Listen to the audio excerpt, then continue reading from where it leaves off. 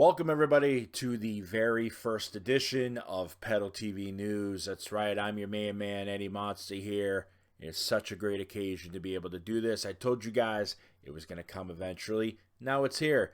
But before we get into the news, I just want to remind everybody to please subscribe to the channel. That's right, click that subscribe button and subscribe to the channel today.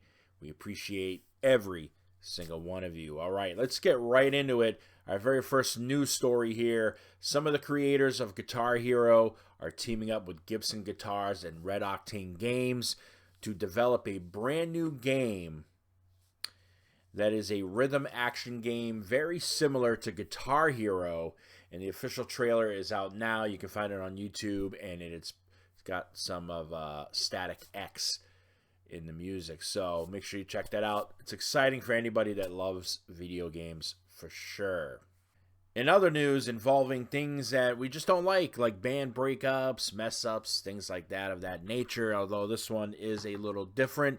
Jason Richardson, who's best known for being in acts like Born of Osiris, All Shall Perish, and Chelsea Grin, had quit All That Remains in the middle of 2025. But nobody really knew why or what the real reasons were. Well, Jason explains that it has a lot to do with the business side of things. I don't want to get into the weeds of it publicly, but I'm still cool with all the guys in the band. It was mostly just a business thing, and things were just not executed like they were promised to be.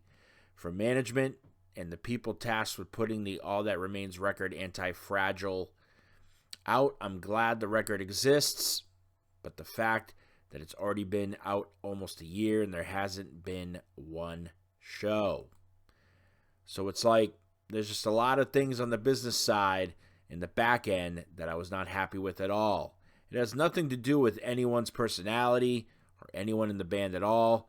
It just wasn't, in my opinion, like I could be doing other things than trying to make that work when it was so clearly was not going to, from my perspective at least.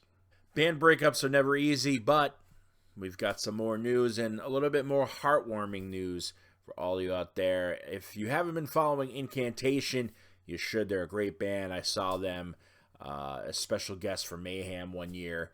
But Incantation went on Instagram and were asking people at one point during their tour to donate food to the band, food, water.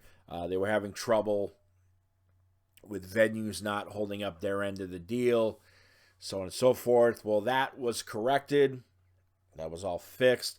And now the band, with the remaining dates of their tours that they're on right now with Belphegor, they've been asking people to just donate food. Anyways, the band is going to be delivering it, and you can watch some of the updates on the band's Instagram page itself. They have been donating food to local food shelters. It's kind of a cool fucking story if you ask me.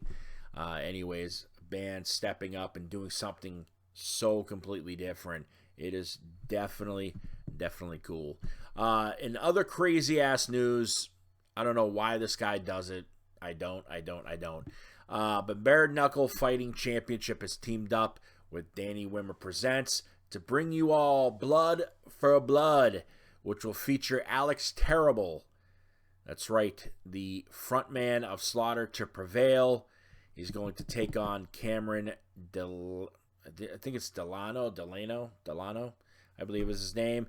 And it's going to be a special event that's taking place at the Ocean Center in Daytona Beach on May 6th. And the special thing about this is not only is it going to feature him in a bare knuckle fighting championship fight, but it's also going to feature bands as well. As you can see from the graphic, Black Label Society, Slaughter to Prevail, Crowbar, and Malevolence are going to be performing at this event. The last time Alex Terrible fought, you can find it on the YouTube channel. I talk about it, the severe damage that he suffered. So why he does it? Maybe the guy just likes the thrill of hand-to-hand combat. In other stories that I have reported on the YouTube page as well, for those of you out there, we all know that Dee Snider had to back out of Twisted Sister's reunion tour in 2026, leaving the band scrambling. What were they going to do? Who were they going to get? Would Dee Snider approve of it? Would the fan base approve of it? Those are all questions that are being answered as we speak, because it has been revealed that Sebastian Bach himself, that's right, the former lead singer of Skid Row, will now be touring as the lead singer of Twisted Sister. That's right, as Dee Snider has called him, the SMFer number 2. And don't worry, Dee does approve of this. I've seen a video online in an interview where it hadn't been revealed yet that Sebastian was a singer, but they kind of alluded to it in the podcast that Dee Snider was on, where he clearly says, if it is him, he goes, I'm okay with it. He goes, it's fine. I'm paraphrasing, of course, but that's what Dee Snider had to say. So congratulations to Sebastian Bach on becoming the new lead singer of Twisted Sister. They have said that it will not interfere with his current solo dates.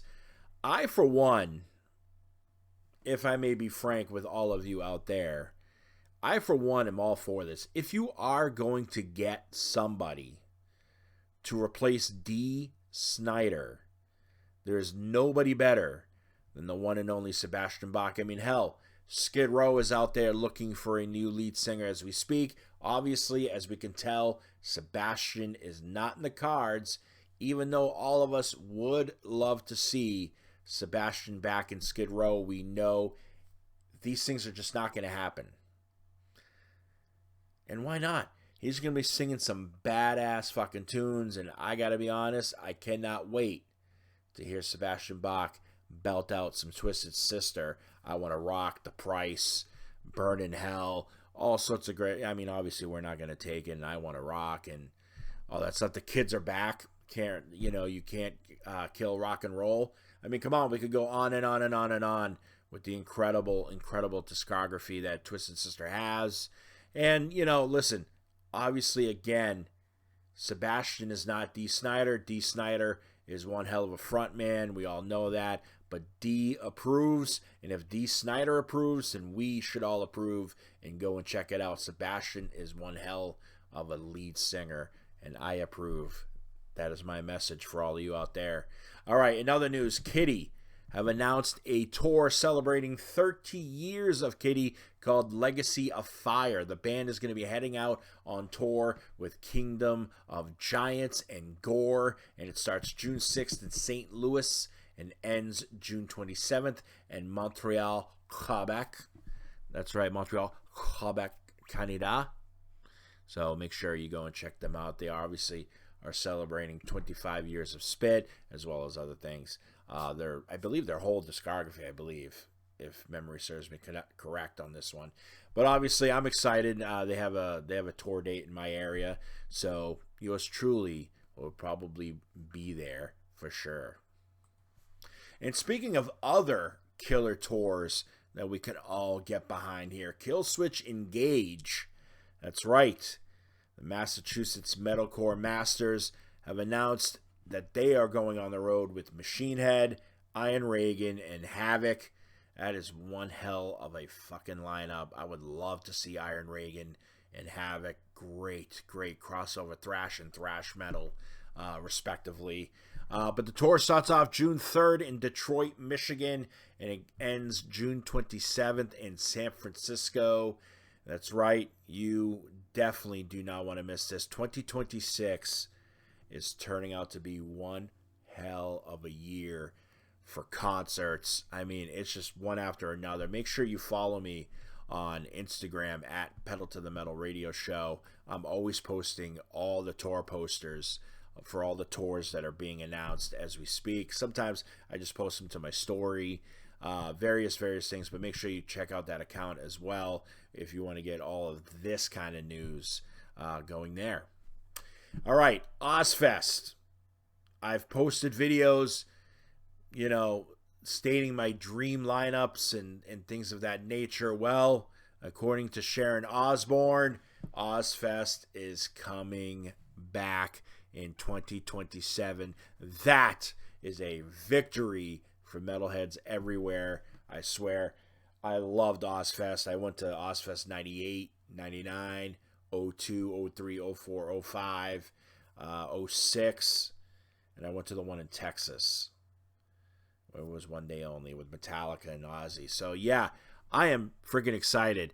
At MIDEM, I'm not even going to attempt to even figure out what it stands for, what it means, but it happens in cons, and Sharon was there, and she spoke about it. Let's see what she had to say. Absolutely, yeah, we're going to do it. It's, we'd been wanting to, the last one we did was 2018. It was just a month before Ozzy got sick, and that was at the Forum in LA. And, there was no plans to stop it. We were still going to do it, but Ozzy couldn't. And Ozzy and I would talk about it, and he'd say, "Do you think Ozzfest would work without me?" And I'm like, "Yeah, it's a brand. It will work without you." All right. Speaking of other kind of artists, right? The 9 Inch Nails. I finally got to see them live, and believe me, they did not disappoint. Trent and Atticus did not disappoint, but there's a rumor that he may be calling it quits, or he might just not tour anymore. Well, at a recent show in Tulsa, Oklahoma, Trent had this to say. I think one of the first times we played here, maybe it was Kane's Ballroom. 80 years ago. I remember we were playing, I think we were opening for Peter Murphy, maybe. I'd never been here, I think. And we were playing Head Like a Hole, and I could see somebody in the back, like, screaming the fucking lyrics back at me. And I thought, this is all I ever wanted in life, was to connect with somebody like that dude in the back feels. Anyway, that's what I think of when I roll into Tulsa. I don't know if we're going to be touring anymore after this, but I'm proud of the show that we're doing right now. Hopefully, if they are going to stop touring, maybe this is just, hey, they're going to slow down for a little while because he has other projects, obviously doing all the soundtracks that him and Atticus do. Who knows? But hopefully, if there really is going to be an end of all touring, hopefully we will get a, I hate to say, obviously, because so many bands do it, the farewell tours. So many bands do it. But obviously, it'd be cool for the fans.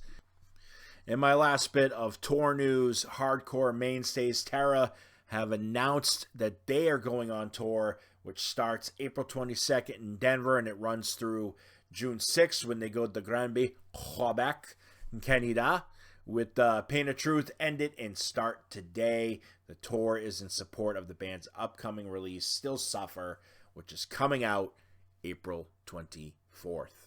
Make sure you check them out on tour, and make sure you check out their new album when it comes out.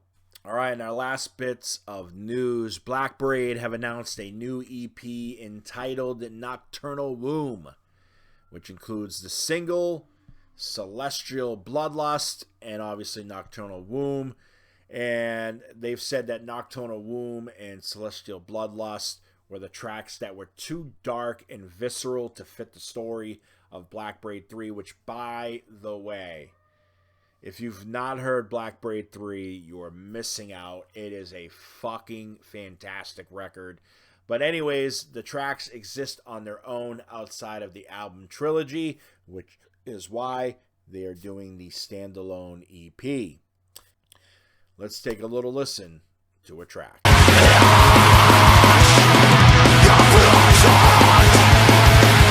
All right, in other news, Trelldom, which features the legend Gaul himself, have unleashed their first single, By the Word, which is coming off of their upcoming album of the same name, which releases on May 29th, 2026. Let's take a little listen.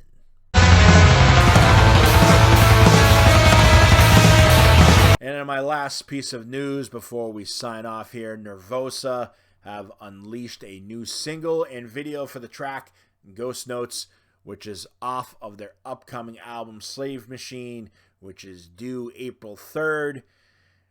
You're going to want to check this out. Let's hear from it.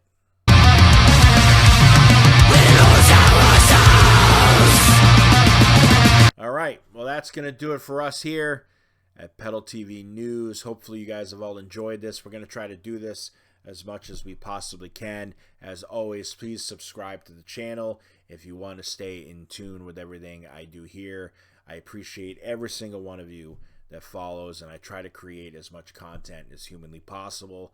But instead of doing a million videos of like all these different news stories, this is what Pedal TV News is all about, is taking all the stories and condensing them into one. So I thank you all for tuning in to the very first episode of Pedal TV News. I'm your host, Eddie Monster, signing off. Stay metal.